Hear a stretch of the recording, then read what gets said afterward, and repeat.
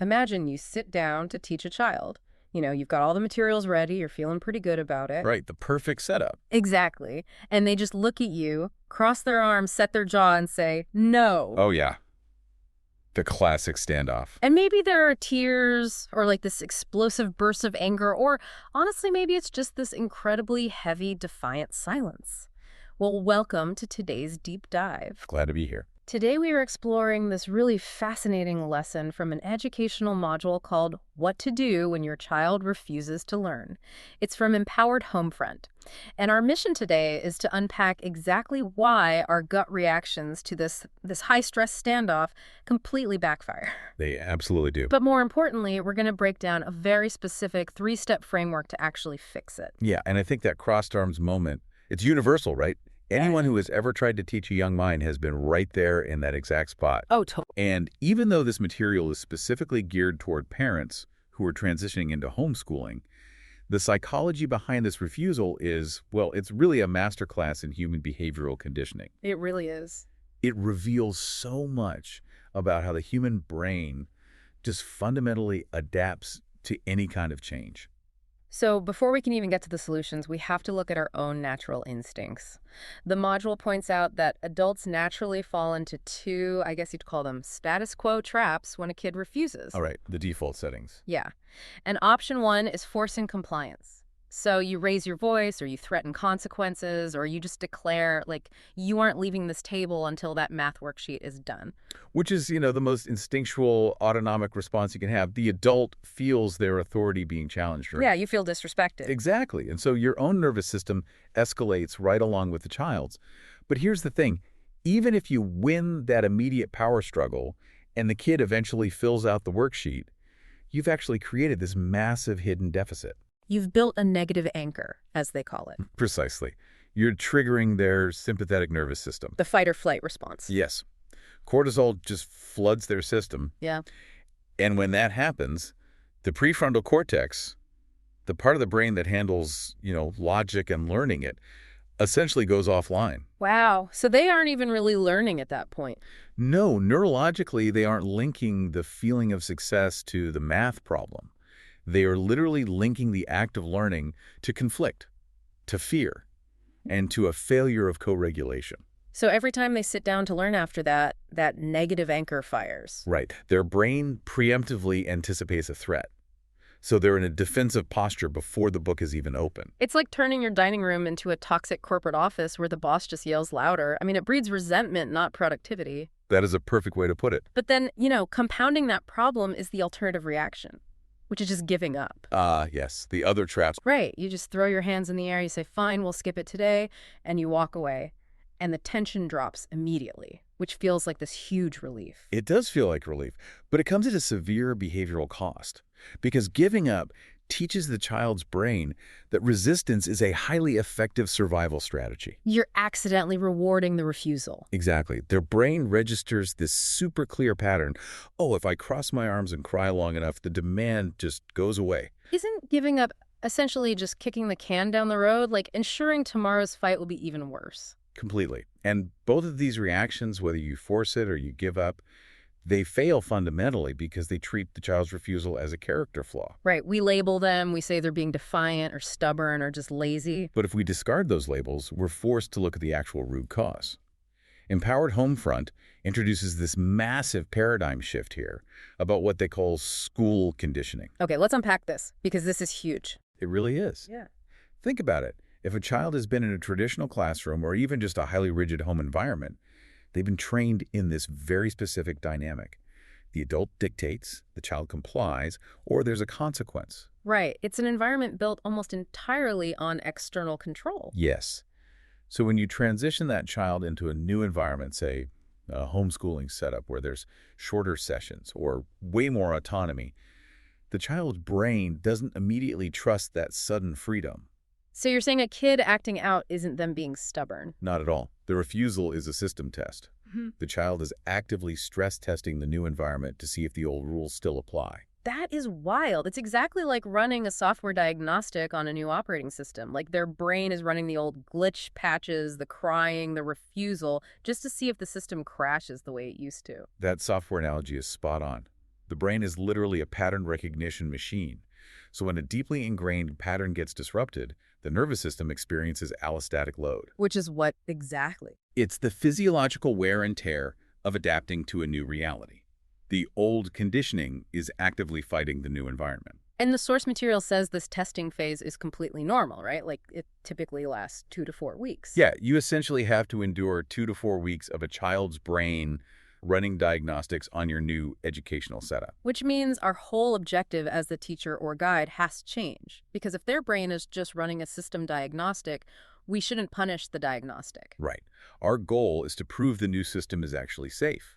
If we force compliance or if we give up, we fail the test. Okay, so proving the system is safe brings us to the actual tactical toolkit, this 3-step framework for what to do the moment those arms cross. Yes, the 3 ordered responses. Step 1 is incredibly simple conceptually, but I bet it's the hardest to execute in the heat of the moment. Step 1 is pause. You stop. You do not react. Because the window for escalation is incredibly tight. If you react emotionally, you are locked into a power struggle within 10 seconds. 10 seconds. That is so fast. So to bypass that, the framework uses what they call the kitchen timer method. Right, the 5-minute break. Yeah, you just acknowledge them calmly. You say, let's take a 5-minute break. You set a literal timer, and you physically walk away. You completely remove yourself from the standoff. And what happens during those 5 minutes is critical for their autonomic regulation. Remember that emotional spike we talked about? The cortisol flooding their system when the negative anchor fires. Exactly. The pause lets that dissipate. It's like dealing with a frozen computer router. Instead of smashing the router with a hammer, you just unplug it for 5 minutes. You have to let that residual emotional electricity drain out. That's a great way to think of it. And when that timer goes off, the way you re-enter the room dictates the success of the entire method. You just return and ask a very simple neutral question. Ready to try. Right. No lectures. You don't recap what just happened. You don't say, I hope you've thought about your attitude. No, the absence of the lecture is the active ingredient here. A lecture would instantly reignite their sympathetic nervous system. By just neutrally asking, ready to try, you let their nervous system stay regulated. You're demonstrating that they aren't under threat. Exactly. You pass the first part of their system test. And the data from Empowered Homefront shows that 90% of the time, this simple 5-minute pause completely resolves the refusal. The emotional spike passes, and they do the work. It's incredibly effective. But of course, we have to talk about the other 10%. Right. The timer goes off, you ask, ready to try, and they are still dug in. The emotional router reset just didn't work. That triggers step 2, redirect. And this is where you change the method of delivery, but keep the ultimate goal exactly the same. So if the barrier is a physical book, you pivot to an audio book. Or if a math worksheet is causing a shutdown, you switch to an interactive video demonstrating the exact same concept. There's that specific story from the source about Jackson, right? Oh, yes.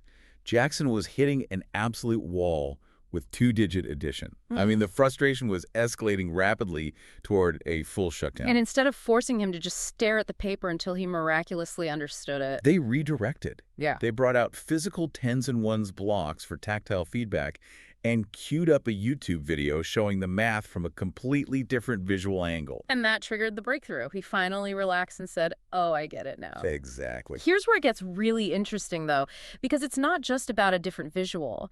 The text notes that often a third-party voice, like a YouTube teacher, is far more effective than mom or dad's voice. It really is. But is it hard for parents to accept that? Like, their own voice might be the trigger for the refusal, and they need to step back and let a YouTube video do the talking.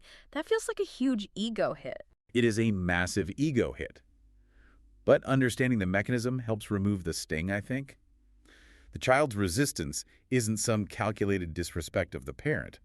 Rather, the parent's voice is deeply neurologically entangled with the child's conditioned resistance to authority. Oh, wow. So when the parent speaks, it accidentally triggers that old negative anchor. Exactly. So the YouTube teacher acts as a behavioral loophole.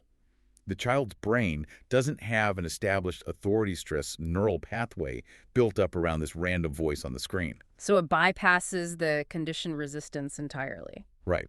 It allows the information to reach the prefrontal cortex without setting off the alarm bells. It's smart teaching. You recognize a neurological roadblock and you actively route the information around it. Okay, but what happens when you hit the ultimate wall? The pause failed, the audiobook didn't work, the YouTube video didn't bypass the resistance. The child is still completely locked up with their arms crossed. Then we move to the final strategy, step 3. Lower the stakes. Lower the stakes. Right. You make the task so small that their brain stops perceiving it as a threat. So what does this all mean in practice? Like, instead of a whole page of math, you ask for just 3 problems, or 10 minutes of reading instead of 30. Yes, exactly. You radically reduce the volume. Because chronic refusal is a threat response. The sheer volume of the work is overwhelming their capacity to cope. But wait, doesn't lowering the stakes feel dangerously close to giving up? How do we ensure we aren't just rewarding resistance like we talked about at the beginning? That's a great question, and it's a critical distinction. Giving up means you abandon the goal entirely, which teaches them that resistance makes the work disappear. Right. Lowering the stakes means you are still requiring them to cross a finish line. You're just moving the finish line closer. You scale the mountain down to a manageable hill so they can still practice the muscle of completion. Okay, that makes sense. Like a physical therapy for a torn muscle. You don't ask a recovering patient to deadlift 50 pounds on day 1. Their body would reject it. You ask them to lift 2 pounds. The goal isn't the weight. It's getting the muscle to fire without a pain response. That is exactly the mechanism. And the vital second half of this step is what happens after they complete those 3 little problems. You have to provide highly specific, genuine praise. Like, I saw you push through even though you didn't want to. Yes, because that builds a brand new positive anchor. You're replacing learning equals conflict with I can do hard things and someone noticed. So we have the 3 steps in order. Pause, redirect, lower the stakes. Always in that order. But the text dictates that if all 3 of those fail, like on those rare days where absolutely nothing works, you stop. You stop for the day. Clean slate tomorrow with absolutely no guilt. No lingering friction. Right. But we do need to address the timeline. We said this diagnostic phase lasts 2 to 4 weeks. If a family is consistently running the framework, but the aggressive refusal persists well past that 4-week mark, It means the public school conditioning runs extremely deep. The source refers to this as the adapt step, citing a course called Removing the Bad Habits from Public School. yes, it becomes a structured deconditioning process for families who are truly stuck. But for the vast majority, simply holding the line with the 3 steps works. The consistency is the medicine. And the ultimate goal here is so beautiful. It's not about forcing a kid to do cartwheels over math. It's reaching the point where you announce brain food time and the child just sits down. No fight. Right. It creates a confidence shift, proving that the home environment can handle the friction. Which perfectly wraps up the lesson, because the final piece of the puzzle isn't really about the child at all. It's the parent shift. Navigating this rewires the adult's own patience and identity. Absolutely. So just to recap our journey, we moved from understanding refusal as a system test right through to the tactical toolkit, pausing to let the emotion drain, redirecting to bypass resistance with loopholes like a third-party voice, and lowering the stakes to build the muscle of completion. It's an incredibly powerful framework. Mm-hmm. And, if we pull back, it leaves us with this really provocative question. Oh, I like those. Well, think about it. If a child's stubborn refusal is merely their brain running old, invisible scripts to test a new environment, how much of our own adult resistance is just our brains blindly obeying outdated conditioning from our past? Wow. Yeah, whether it's a new healthy habit or a new job. Exactly. Next time you find yourself crossing your arms and saying no to a change, ask yourself, whose rules are you actually testing? That is something to think about. Thank you so much for joining us on this deep dive, and thank you all for listening. We'll see you next time.